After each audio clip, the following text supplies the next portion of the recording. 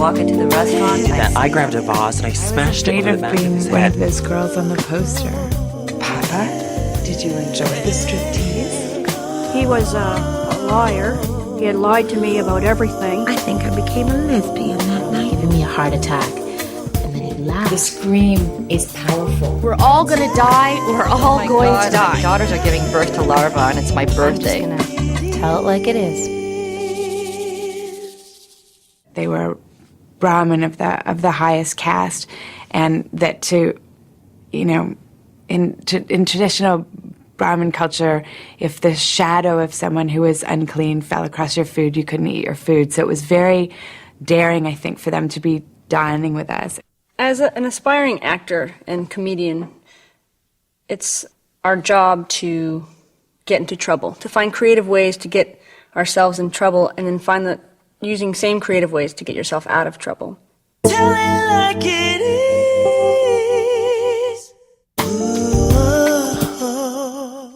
I was traveling in India with my friend Jennifer. We decided that we wanted to do something that other people weren't doing, that we wanted to have a little bit of an adventure that would be all our own. I'm a comic. I'm a comedian, and I've always been one. I grew up in a family of ragtaggers and blowhards and goofballs, and it's just always been a natural thing that I've done. And so finding a way to make it into a career has always been very, very trying. We heard that there was a temple complex sort of out in the middle of nowhere, about 5 hours from Udaipur.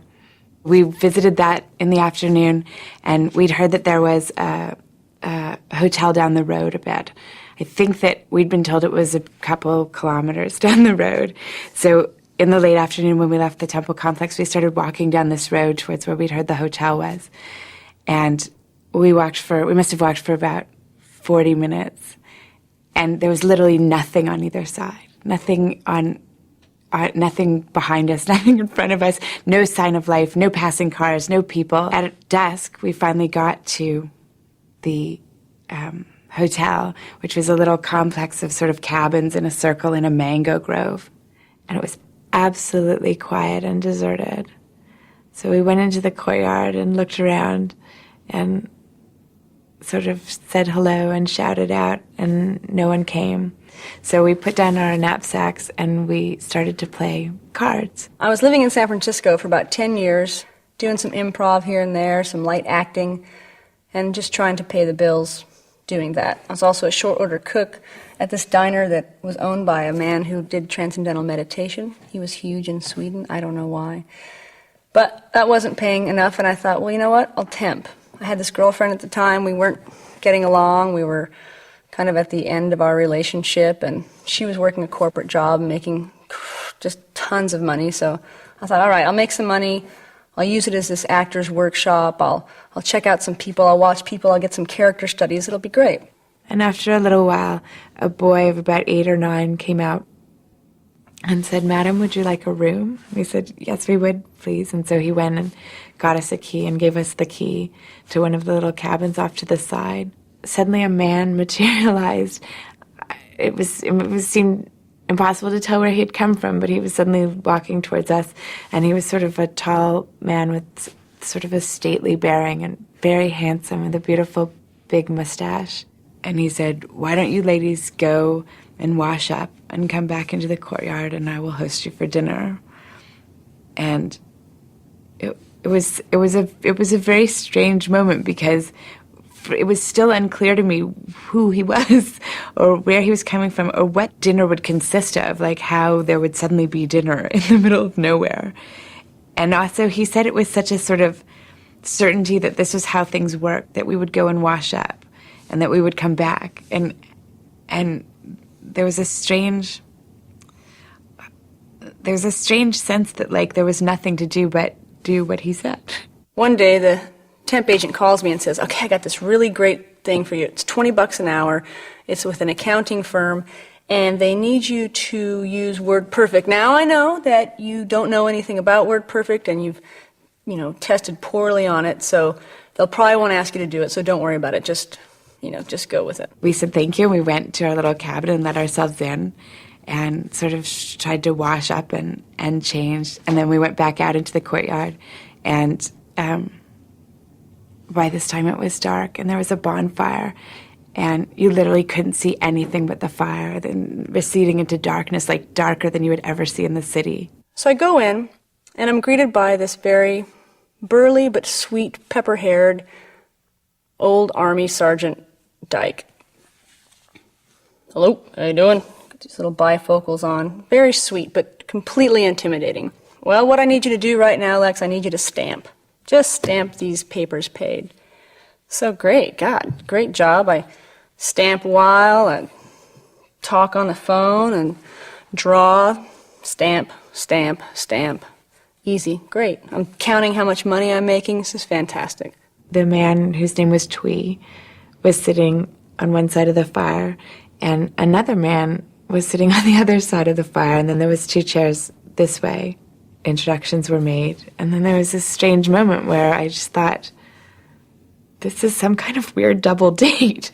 Then this small boy started bringing out food, and he just brought out the most unbelievable food, dish after dish after dish, and chapatis and rice and more curries and more breads and tandoori and barbecue, and it just kept coming. It was crazy, and bottles of beer, which Jennifer and I drank, but the 2 men didn't. She takes me out to lunch, and it was almost this, I think she was just sniffing me out, but I think she was also relieved to have another lesbian in the office, and she, sat down, she paid for my lunch, and just had this really man-to-man type of talk, and it was great. And as we ate, we were talking. We started asking the men about themselves and who were they, and were they the owners, and it turned out indeed they were the proprietors of the hotel. But in fact, they were descended from the Maharajas of the region that we were in. Basically, they were princes of Rajasthan, and they were like that. They were so beautifully mannered and cultured. So it was very daring, I think, for them to be dining with us. And as the evening progressed, that feeling became more intense, and the sort of sense of like doing something a bit sort of risky or sexy. Then the conversation started to turn. Old Pepperhair says, well, got this real important job for you, and what I need you to do is I need you to copy this government form, this government document. I need you to recreate it using WordPerfect, okay? I'm already starting to sweat, and I'm thinking, just tell her. Just tell her, I'm really sorry. I don't know this program that well. Maybe I can do another job. The questions started out relatively benign. What did we do for a living, and were we married? Did we have children, and how could it be that we weren't married and didn't have children at our age? Did we have boyfriends? And we said that we did, and then the cousin asked, how is it that your boyfriend lets you travel alone with another woman? And we sort of said, well, he doesn't get to say. There was no turning point where the questions became too intimate, and you could say enough. You could say, that's not cool. There was no moment where that happened. In a way, it wasn't even the questions, but the answers that made me feel like, started to make my skin crawl. It seems like someone's just cranked the heat up on the heater. I'm sweating. I'm just sweating inside and outside. I can just feel it dripping down my sides. My crotch is wet. My feet are wet. But where I was raised and how I was raised was to hold down the fort at all costs. Fake it till you make it. Find a way to make it happen, or don't let anyone know that you can't do it. By any accounting in their world, we were loose women, loose women, unaccompanied by men, traveling together, sexually experienced, with multiple partners. We'd been so open and friendly, and it started to seem at some point like a liability, like we should have kept something in reserve. I can do this. Okay, this is fine. I can just recreate. It's just a Word document. It's fine. I'll do it. So I'm staring. I stare at the computer for what seems like 10 hours. And the first thing I think of is, okay, how can I get out of here? How can I leave? I'm getting out right now. Tell it like it is. Ooh. At some point, I thought about while we were traveling, you would see, especially in the tourist areas, these posters of, have you seen this girl? Please contact me if you've seen this woman. Travelers who'd gone missing. I was afraid of being one of those girls on the poster. In a strange way, I mean, I suppose I could say I was afraid of being raped, although I didn't think that I would be flung down and raped. I felt like it was more like the situation could evolve into something where I would feel like I could no longer back out. And I must have been putting off some sort of vibe, some sort of emitting some sort of panic pheromone, or maybe they saw the sweat stains all over my back, but the gay man in the office just touches my back and he says, "Are you okay?" This is a turning point. This is either I tell them I can't do this shit, or I go full-on actor studio. And Jennifer and I were doing that thing that women do in situations like that, where we were meeting each other's eyes across the fire and sort of trying to sort of communicate what would happen next. And I think we both had that sense of precariously being balanced in a moment. And that as soon as the moment changed, it would go into the completely unknown. I couldn't really picture what would happen when the food was cleared away and the liquor was cleared away and someone stood up. I had no sense of what would happen next. I just plunged myself to the ground, just threw myself down on the ground, just kind of, oh my God, just writhing and screaming and groaning and curling myself up into this little ball and just sweating like mad. Oh my God, she's so hot, and they're touching me, and then I'm thinking, well, how am I going to get away with this? What's going on? And my mind starts racing. I'm like, well, I'm on my period, so yeah, okay, so I'm really hot. That'll save me. It'll be something actually really wrong with me. I'm having horrible cramps. And then all Salt and Pepper, of course, the boss, she gets on the phone. She's like, I'm calling an ambulance. Part of me is like, I'm really selling this. I really got this going. But it's killing me that I've just lied myself into the situation where people are genuinely frightened. Jennifer finally said, well, I'm very tired, and we have to get up early in the morning to flag the bus when it's coming down the road. And they said, no, you mustn't go to bed, have another liqueur.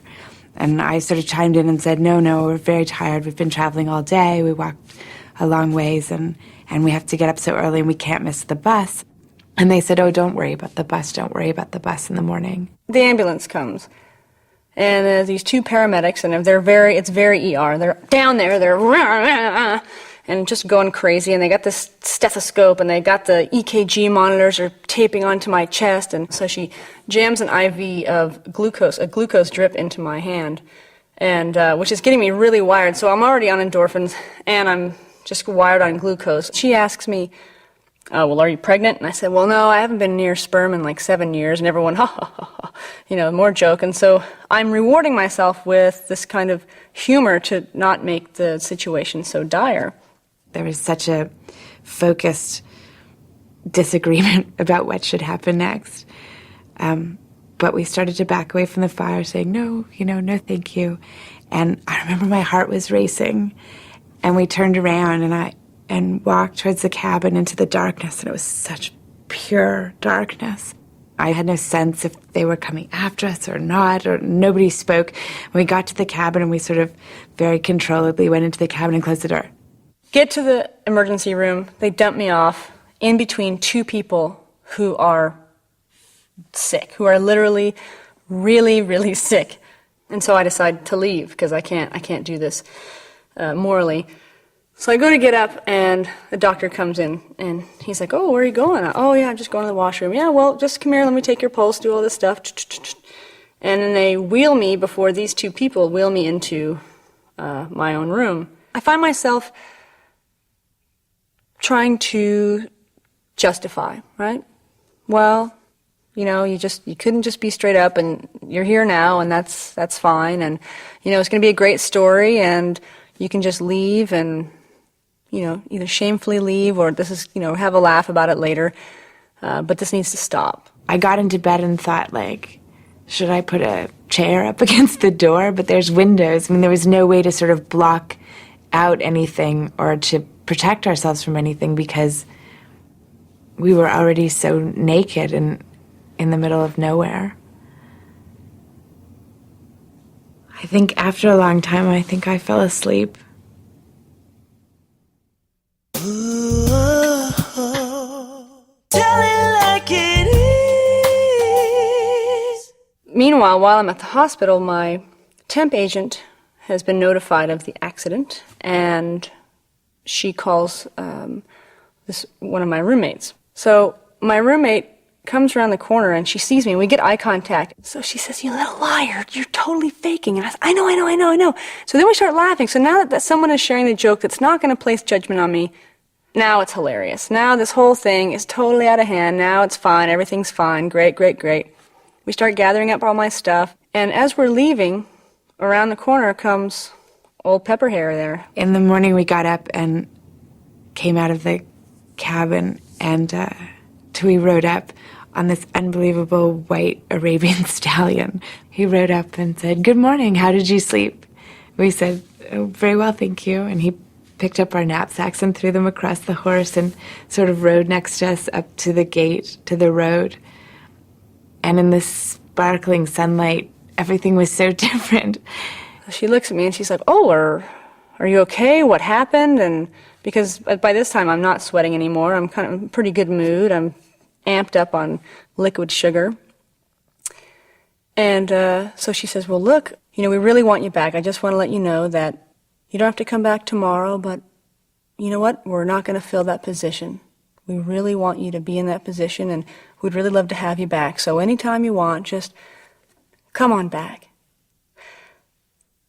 Okay, well, no way in hell am I going back after this stunt. So I say, "Well, that's great. Thank you very much. That's great." Next day I call the temp agent and she's like, "Jesus, God, what happened? What's going on?" And I said, "Look, I'm just at a really critical time in my life right now." And as I'm saying it, I start crying because I realize that I am at this really critical point where I'm so bored and I'm so at a loss with my direction and where I'm going and what my career's going to be like or what it's not going to be like, that I put myself in these situations. I need to create some sort of drama because there's none happening on the stage, so why not create my own? And so I start crying as I'm telling her that I have some problems in my life and I'm just not focused, and I don't think I can temp right now, and I'm definitely not going back to that job, so let me just call you when I get my head together.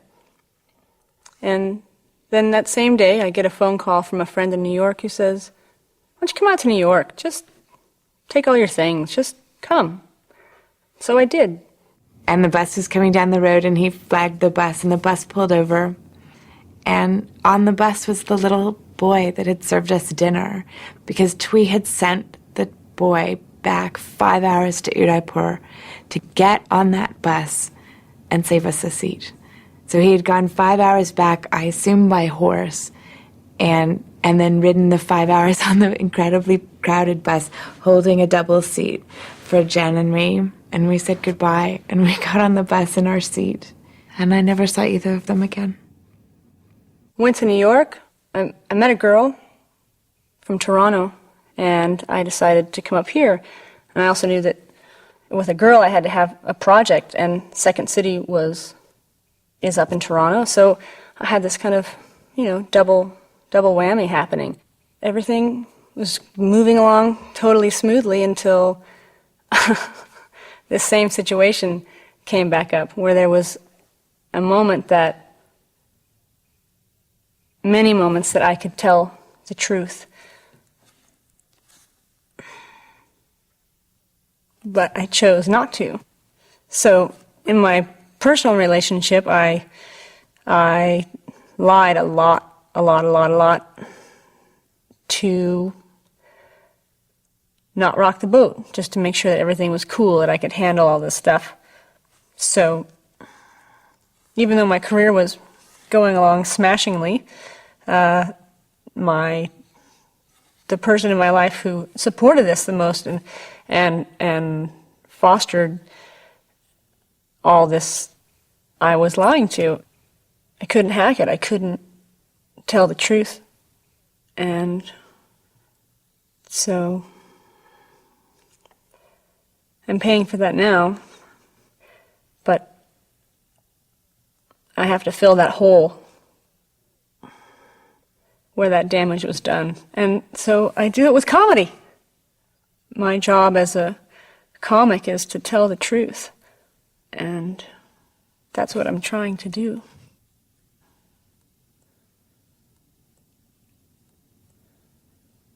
When I think about that night, I go hot with shame because I so misjudged those men. And I thought for years after, I thought that I should write to them or send them a gift or in some way try to make amends for how much I doubted them and how they showed me up. They were more than just gentlemen. They went out on a limb to give us comfort. I hope that they never suspected that we felt that way at all.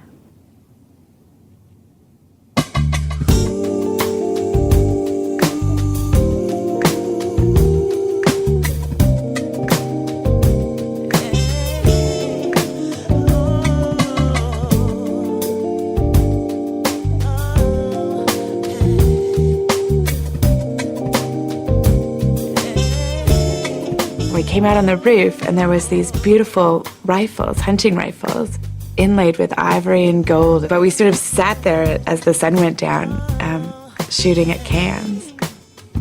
I think it's ironic that I choose a profession that is so much about truth. But at the same time, it's all about lying too. It's all about who can tell the best story, who can create this character, who can escape.